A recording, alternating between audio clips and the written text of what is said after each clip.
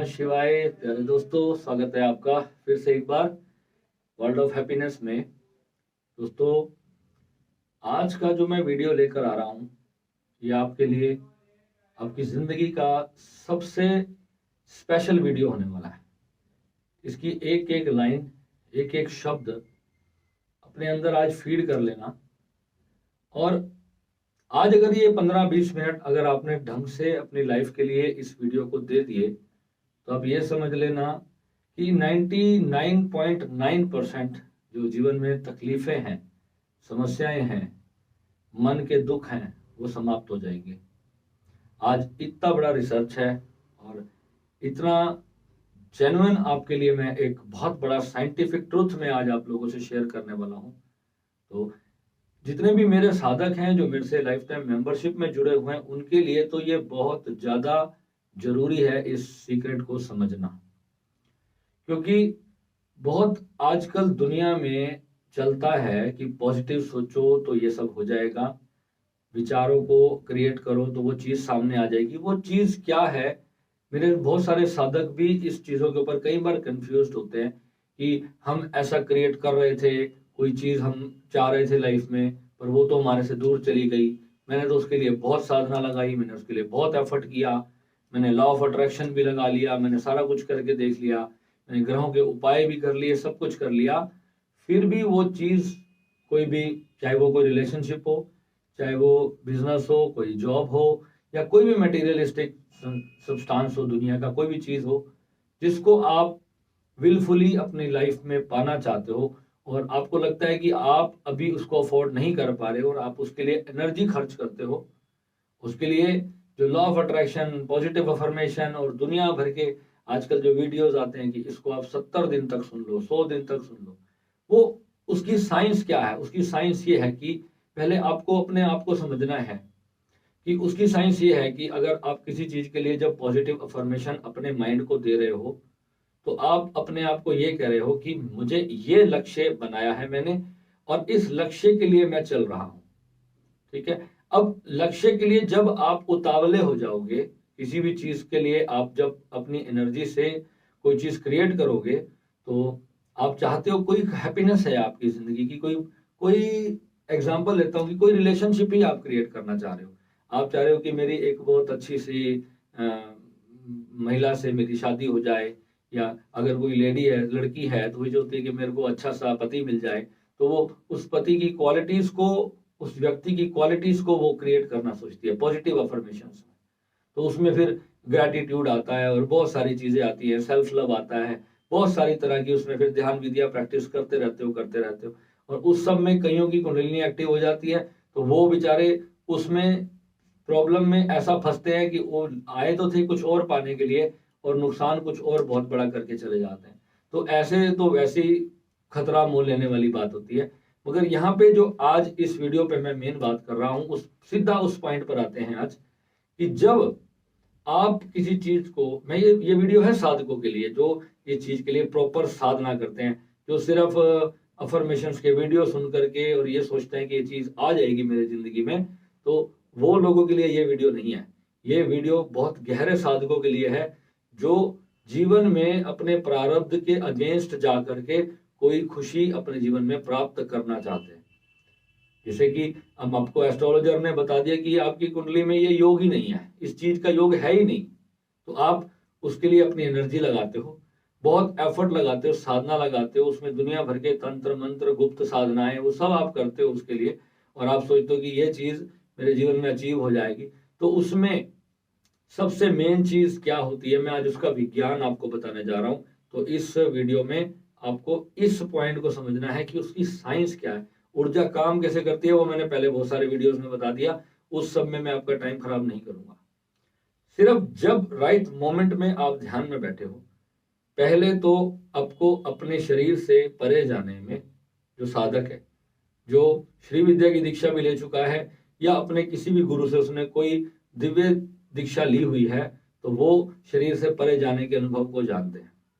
अगर आपने विपश्यना साधना भी की है तो उसमें भी आप अपने शरीर से परे जाते ही हो। तो आप जब जाते हो वहां, तो आपका जो माइंड है अपना आपकी जो चेतना है वो आपके मस्तिष्क से पूरी तरह से डिटैच हो जाती है, तो उस वक्त वो महाशून्य में जाती है। तो जब वो शून्य में है तो वो ही सब जो वो कॉन्शियसली अपने माइंड के साथ जब वो इन चीजों का विचार करती है, तो वही विचार कहीं ना कहीं चेतना की स्मृति में रहते हैं और चेतना उन चीजों को ऊर्जा देना शुरू कर देती है। और जब वो ऊर्जा उसको देती है तो वो चीज हमारे जीवन में घटती है। कितने समय पर और कितनी ऊर्जा उसको चाहिए, ये डिपेंड करता है प्रत्येक वो कर्म या प्रत्येक वो जो चीज आप जिसको भी आप अपने जीवन में लाना चाह रहे हो, या जो घटना आप अपने जीवन में चाह रहे हो कि ऐसा हो, चाहे फिर वो पॉजिटिव हो चाहे फिर वो नेगेटिव हो, जो मार्ग है उसको क्रिएट करने का वो ये है। मगर यहां पर विपरीत में होता क्या है, जब एक साधक किसी ऐसी चीज को क्रिएट करने के लिए जो उसके जीवन में नहीं है, सपोज करो कि कोई व्यक्ति है, उसका रिलेशनशिप खराब हो गया है अपनी गर्लफ्रेंड के साथ या अपनी वाइफ के साथ, उसको लाइफ खराब हो गई है उसकी, उसका ब्रेकअप हो गया है, तो वो अपने रिलेशनशिप के लिए उसको पॉजिटिव ऊर्जा दे रहा है कि अब मेरा रिलेशनशिप ठीक हो जाए, मेरा रिलेशनशिप ऐसा हो जाए वैसा हो जाए, हम दोनों फिर से साथ खुशी से रहें। वो कुछ भी ऐसी चीज, एग्जाम्पल मैं ले रहा हूँ कि इस तरह के वो विचार अस्तित्व को दे रहा है, और उसमें क्या हो रहा है, कॉन्टिन्यूसली वो अपनी एनर्जी को खर्च भी कर रहा है, क्योंकि वो अपनी आत्मा से चाह रहा है कि उस चीज को वो मेरा जो मेरा प्रेम है, मेरी लाइफ है, वो मुझे मेरे जीवन में वैसे मिल जाए। चाहे वो पैसा क्रिएट कर रहा है, चाहे वो कोई अच्छी सी जॉब क्रिएट कर रहा है, या कहीं फॉरेन में सेटलमेंट वो क्रिएट कर रहा है, वट एवर कुछ भी वो क्रिएट कर रहा है। तो उसकी जब डीप साइंस में आप जाओगे तो वो तो एक अलग चीज है कि किस तरीके से कहाँ कहाँ क्रिएट करने में हम गलतियां करते हैं, जिसकी वजह से वो कार्य नहीं सिद्ध होता। मगर सबसे बड़ी चीज यहाँ पर क्या होती है, जब दो व्यक्ति जब अलग अलग जीवन क्रिएट कर रहे होते हैं, तो वहां पर क्या होता है, आप किसी व्यक्ति को अपने जीवन में क्रिएट कर रहे हो, उसने ऑलरेडी अपना जीवन कुछ और क्रिएट कर रखा है और उसकी सारी एनर्जी उधर प्रवाहित हो रही है। इस बहुत बड़े रहस्य को समझना, ये आप अलग अलग जब चीजों को समझोगे तो आपको पता चलेगा कि उसकी एनर्जी कहीं और प्रवाहित हो रही है और आप उसकी और अपनी एनर्जी को प्रवाहित करते जा रहे हो, और हो क्या रहा है, जो आपका रिलेशन है वो डिस्ट्रॉय हो जाता है। आप दोनों के बीच में आपस में जो नेगेटिव पॉजिटिव का जो द्वंद्व होता है ना, वो आप लोगों के फिर मन पर भारी पड़ता है, और उसकी वजह से आपका बसा बसाया प्रेम, बसा बसाया घर उस व्यक्ति के साथ, उस रिलेशनशिप में, वो चीज आपकी फिर खराब होने लग जाती है। ऐसे ही एक छोटा सा एग्जाम्पल मैं और ले लेता हूं यहाँ पर। अब वही व्यक्ति जब उस व्यक्ति को अपने जीवन में लाना चाह रहा है, तो उसके लिए वो पॉजिटिव वाइब्स डाल रहा है नेचर में, और शक्तिपात कर रहा है, संजीवनी डाल रहा है, सारा कुछ वो कर रहा है। तो अंदर से उसको एक बात पता है, अंदर से उसको क्या बात पता है कि ये व्यक्ति जो है वो मेरे जीवन में नहीं है। समझ रहे हो पॉइंट को? वो अंदर से वो जानता है कि ये व्यक्ति मेरे जीवन में नहीं है, इसीलिए ही तो वो उसको क्रिएट करना चाह रहा है ना अपनी लाइफ में। तो ये चीज आपको पता होनी चाहिए, इस चीज पर आप अवेयर होने चाहिए कि जब आप उस चीज को या किसी भी तंत्र में आप किसी भी चीज को जब आप ऊर्जा दे रहे हो अपने जीवन के किसी भी कार्य के लिए, जब आप उस चीज को ऊर्जा देते हो कि मेरा जीवन में ऐसा हो जाए, तो अंदर से आपका जो आत्मा है, आपकी जो चेतना है, वो भली भांति इस चीज को जानती है। स्पेशली आपका मन इस बात को बहुत अच्छे से जानता है कि वो व्यक्ति या वो जॉब या वो पैसा या वो गाड़ी या वो घर या वो बिजनेस वो मेरी लाइफ में नहीं है। और जो जितना ज्यादा अवेयर होता है उसके लिए इस विचारों को ऊर्जा देना उतना ही ज्यादा कठिन होता है। समझ आ रही है पॉइंट की? तो better not to think anything, कुछ भी मत सोचो, कुछ भी क्रिएट करने की कोशिश मत करो। और जीवन में अगर कोई व्यक्ति है, कोई चीज है, तो अगर वो आपके जीवन में नहीं है तो अपने आप को, अपनी ऊर्जा को उस लेवल पर लेकर के जाओ जहां पर ब्रह्मांड की कॉन्शियसनेस हो जाओ। आप अपनी इस चेतना से उस परम चेतना में विलीन हो जाओ, तो फिर ये सारा संसार आपका है। होता क्या है, इंसान किसी एक व्यक्ति के लिए जब पूरी तरह से समर्पित हो जाता है, या किसी एक कार्य के लिए, किसी को प्राइम मिनिस्टर बनना है, किसी को कोई जॉब करनी है, या कोई लक्ष्य निर्धारित कर लिया उसने, तो पूरा जीवन, अब जैसे कोई लोग सीए की पढ़ाई करते हैं, मेरे एक कजन था, उसने 4 बार सीए के पेपर दिए और आखिर पे हार मान के उसने उसको छोड़ दिया। 4 साल तक उसने बहुत मेहनत करी और 4 साल बाद भी वो सीए को क्लियर नहीं कर पाया। तो उसके लिए वो उसकी जिद बन गई थी कि मुझे सीए क्लियर करनी है। मैंने उसको कहा मेरे भाई तूने कितने साल मेहनत करी? उन्होंने कहा 4 साल भैया।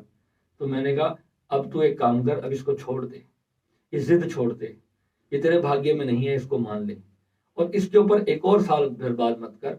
अब अपने जीवन को एक नई दिशा दे, कुछ नया रास्ता सोच। तो फिर वो अपने फादर के बिजनेस में आ गया। करते करते उसने दिल्ली में जाकर के स्पेयर पार्ट्स का काम खोल लिया। आज वो इतने बड़े लेवल का बिजनेसमैन है दिल्ली के अंदर, 25-30 सीईओ को भी वो सैलरी दे सकता है, इतने बड़ा बिजनेस है उसका। मेरे जस्ट साथ वाला घर था उसका। तो ऐसे इंसान जीवन में जब हार करके कुछ जीत जाता है, क्योंकि हम जब किसी चीज को अपनी आसक्ति बना लेते हैं तो वो हमें सिर्फ दुख और पीड़ा की और कुछ नहीं देती है। इस संसार में बड़े भाग्यशाली लोग वो होते हैं जिनको सहज सब कुछ प्राप्त होता है, वो उनके कर्म होते हैं। अगर आपके कर्म में कोई चीज सहज सुलभता से नहीं आ रही तो उसके लिए दुखी मत हो जाओ, अपने आप को उस लायक बनाने की कोशिश करो। क्योंकि कुंडली में 9 घर होते हैं और 9 ग्रह होते हैं और 12 भाव होते हैं। हर एक ग्रह, हर एक भाव और 27 जो नक्षत्र होते हैं, इन्होंने आपका जीवन निर्धारित करके रखा हुआ है। इनको पता है कि आपको क्या दिया जाना है और क्या आपको नहीं दिया जाना। आप तो बस कर्म कर सकते हो।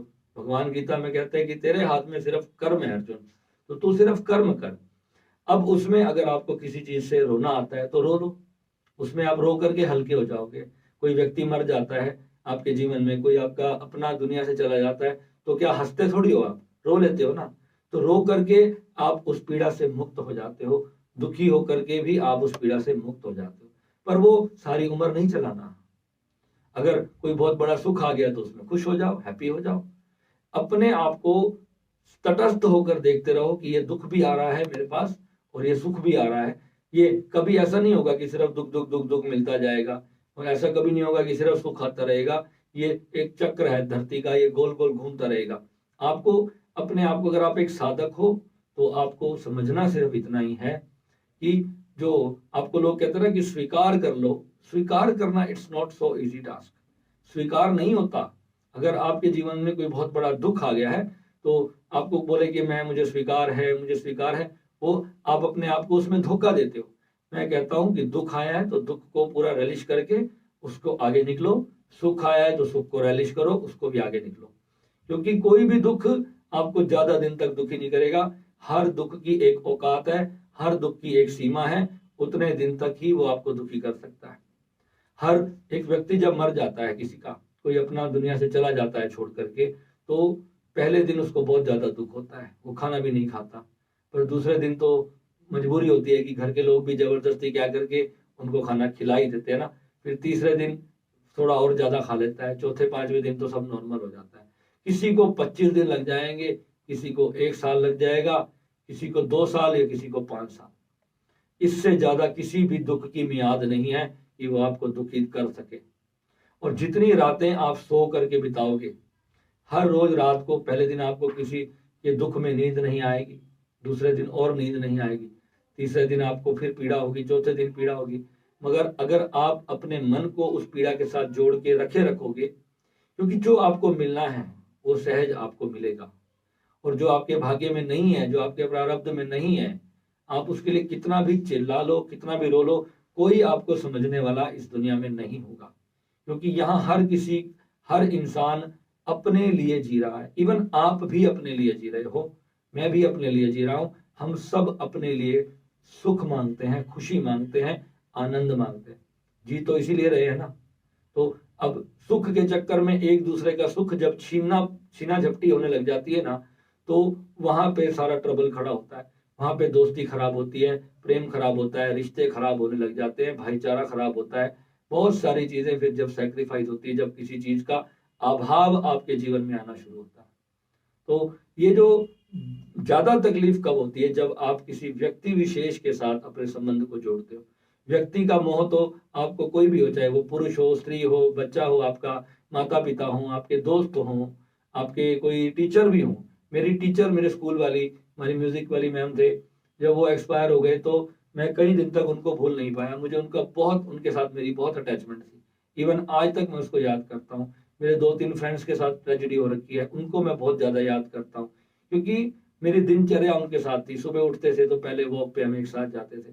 तो इस अटैचमेंट को, उस दुख को आप 5 दिन 7 दिन जब आप ले लोगे, उस दुख को भी पी के चले जाओगे, तो आपके अंदर जैसे भगवान शिव आपको होना है, तो शिव ने जैसे जहर को धारण कर लिया था ना, अपने गले में रोक लिया था, तो इसी तरह दुख को अपने गले में ही रोक लेना है, उसको अंदर बॉडी में नहीं जाने देना। तो पी जाओ उसको, ना दूसरे पर उगलो और ना अपने अंदर ले जाओ, उसको कंठ में रोक लो। और जो दुखी हो, अपने दुख को अपने मन के किसी कोने में या कंठ में कहीं पर भी आप उसको छुपा लो। जैसे भगवान शिव, ये सब सिंबॉलिक चीजें हैं, ये सब दुख है। आपको धारण करके रखना है अपने सुख और दुख को, और इस सब के बीच में जब आप स्ट्रांग होकर के अपने मार्ग में आगे बढ़ोगे, तब आपको माँ ललितांबा के साक्षात दर्शन होंगे।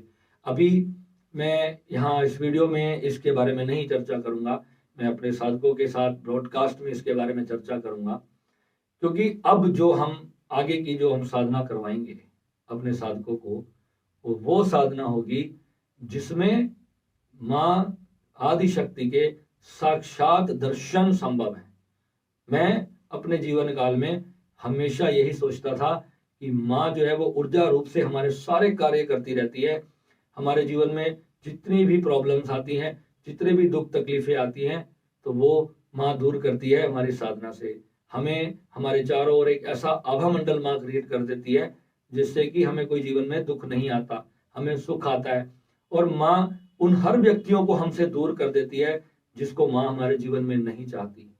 ये बहुत बड़ा सीक्रेट है, ये मैं आज का नहीं जानता, मैं पहले से जानता हूँ। आपकी एनर्जी में वही लोग रुक पाएंगे, चाहे वो आपके माता पिता हो, चाहे आपका बेटा हो, आपकी पत्नी हो, आपके भाई हो, कोई क्यों ना हो। आपका किसी के साथ झगड़ा हो गया, वो आपको रूठ के भाग गया, तो आप ये समझ लेना कि आप दोनों की एनर्जी का लेवल अब मैच नहीं हो रहा है। समझना पॉइंट को। दो एनर्जीज तभी टिक पाएंगी जब वो एक जैसी होंगी साथ में। खास तौर पे ये कपल्स के बीच में होना शुरू होता है, उनको खुद को पता नहीं चल रहा होता कि ये झगड़ा क्यों हो रहा है। अगर एक बहुत उच्च कोटि का साधक है और एक अभी कहीं निम्न ऊर्जाओं में वो फंसा हुआ है, तो होता क्या है, अननोइंगली दोनों विपरीत डिमांड्स कर रहे होते हैं। एक प्रेम की डिमांड कर रहा होता है, एक को सिर्फ सेक्सुअल प्लेजर की डिमांड होती है, वो भी वीकली गैप्स पे, समय समय पर उसको सेक्स की, क्योंकि सेक्स की डिमांड तभी होगी जब कभी कभी उसकी बॉडी में इच्छा होगी, कभी उसका इच्छा हुई, कभी उसका मन हुआ इस प्रकार का, तो उसको उसकी इच्छा होगी।